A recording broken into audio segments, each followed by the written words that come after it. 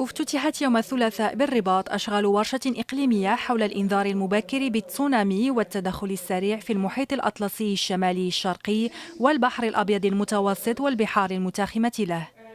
وتعقد هذه الورشة على مدى يومين تحت إشراف اللجنة الحكومية الدولية المشتركة لعلوم المحيطات لدى اليونسكو بالتعاون مع مكتب المغرب العربي لليونسكو بالرباط والمركز الوطني للبحث العلمي والتقني بالمغرب. المحور ديال هذه الورشة هو التعرف أولا على منظومة للإنذار المبكر لموجات التسونامي في دول شمال شرق المحيط الأطلسي والبحر الأبيض المتوسط. بالنسبة للمغرب نحن نعمل على إنشاء منظومة أيضا للإنذار المبكر ضد التسونامي.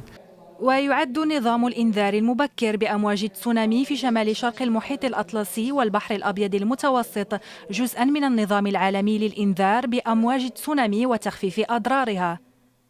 وتشرف على تنسيق هذا النظام اللجنة الحكومية الدولية للمحيطات إلى جانب أنظمة إنذار مشابهة في المحيطين الهادي والهندي وبحر الكاريبي.